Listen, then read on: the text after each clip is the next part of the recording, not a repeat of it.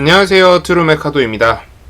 드디어 지금 나스닥이 조금 반등을 해주면서 우리가 기대했던 부근까지 올라왔어요. 거의 비슷한 부근까지, 그러니까 제가 말씀드렸던 1차 저항 구간까지 지금 올라와 있는 상태이고, 여기서 이제 2차 저항까지, 그러니까 12,000포인트까지 올라가느냐, 그리고 더 나아가서 한 번 더 눌렸다가 13,000포인트까지 나가주느냐, 이 세 가지 방향성에 따라서 지금 이렇게 길게 유지된 장기 하락 추세를 지금 돌파를 할 수 있느냐 마느냐가 결정이 될 것 같습니다.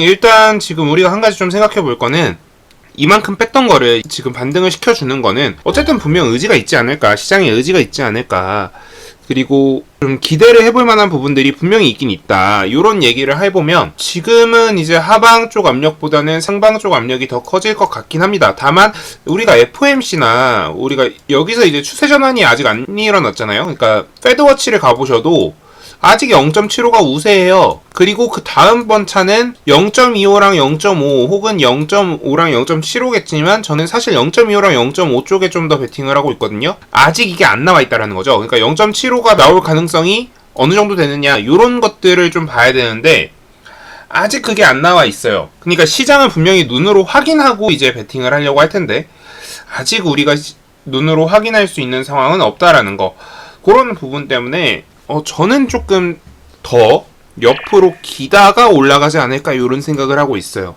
물론 바로 올려줄 수도 있겠지만 바로 올려주기에는 충분한 기울기가 안 나올 것 같거든요. 그래서 옆으로 좀 기면서 이런 식으로 올라가지 않을까라는 생각을 하고 있어가지고 여러분들이 조금 더 횡보 쪽에 베팅을 다 하셨으면 좋겠고, 그리고 저는 전체적인 지금 하락 추세가 좀 꺾이려면 어쨌든 금리 안정이 돼야 되고, 그리고 두 번째는 러시아 쪽 안정이 돼야 될 것 같고요. 그리고 세 번째는 중국이에요. 시진핑이 이제 3년임을 성공하면서 이제 뭐 후진타오 전주석 쪽 세력, 그러니까 우리 공청단을 좀 쳐냈죠. 그러니까 공산주의 청년단조차도 솔직히 뭐 제 입장에서 그렇게 좋아하는 정치 세력과는 완전 다른 세력인데, 근데 시자준이 더 득세를 한다는 거는 어떻게 보면 홍콩이나 이런 쪽에서는 되게 부정적으로 볼 거고, 그러면 그쪽 아시아 동북아 쪽의 지수가 다 동반 하락할 가능성이 있습니다. 그래서 이 부분은 조금 염려를 해야 된다. 그래서 주가가 떨어지지 않을까라는 생각을 좀 하고 있습니다. 그래서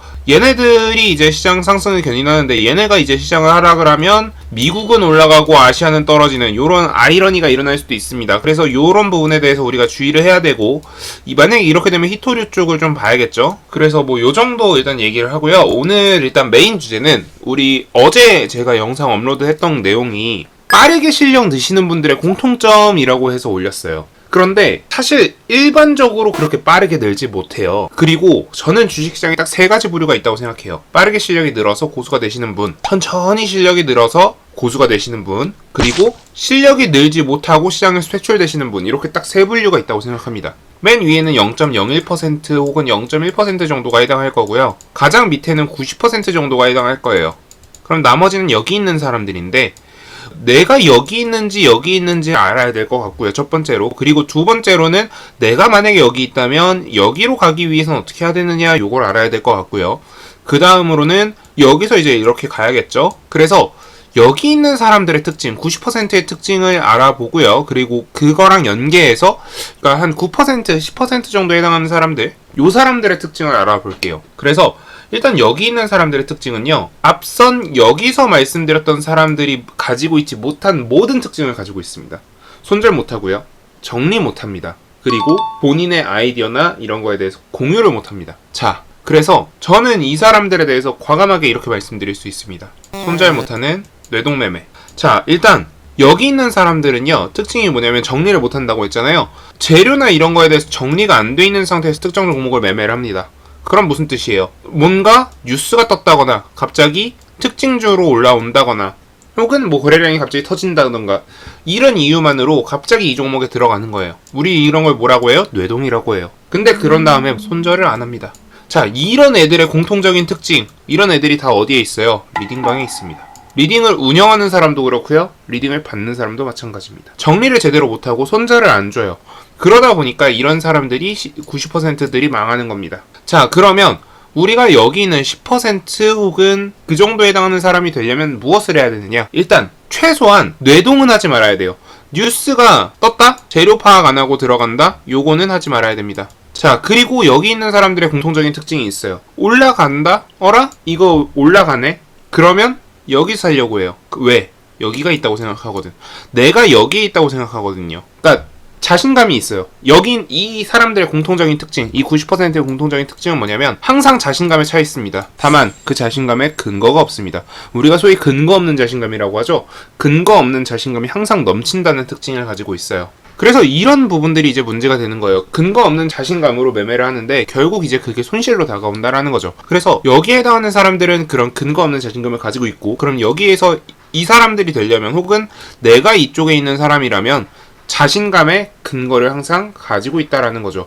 그리고 이 자신감에서 연계되는 밑에 90%와 위에 10%를 구분하는 가장 중요한 특징이 있습니다. 뭐냐면 레버리지예요. 레버리지란 뭐냐? 미수, 신용, 뭐 대출 이런 걸 다 말합니다. 왜? 많은 시간을 들여서라도 고수가 되겠어 라고 하는 사람들은 나에게 시간이 충분히 있잖아요. 이런 사람들은 생각보다 금방 실력이 늘고 생각보다 금방 고수가 되는 경우가 되게 잦아요. 그런데 나는 실력이 는 것 같아 이미. 그리고 나는 이미 고수가 돼 있는 것 같고 내가 여기 0.1%에 해당하는 것 같아 라고 생각을 하면 이제 뭘 쓰기 시작해요? 레버리지를 사용하기 시작합니다. 보통 이제 여기서 왔다 갔다 하거나 혹은 올라갔다가 여기로 이제 진입 못 하시는 분들의 특징이 레버리지를 사용하기 시작합니다. 우리가 자신감엔 항상 근거가 있어야 돼요. 그리고 일단 살아있어야, 일단 시장에서 내가 살아있어야, 생존해 있어야, 퇴출되지 않고 생존해 있어야 내가 올라가고 또 올라갈, 승급할 기회가 생겨요. 그런데 여기 있는 사람들의 공통점은 뭐냐? 레버리지를 사용하기 시작해요. 특히 2030들. 자, 그리고 2030들한테 우리가 항상 돌을 던지죠. 왜 레버리지 그렇게 썼냐? 물론 지금 시장 상황이 그래요.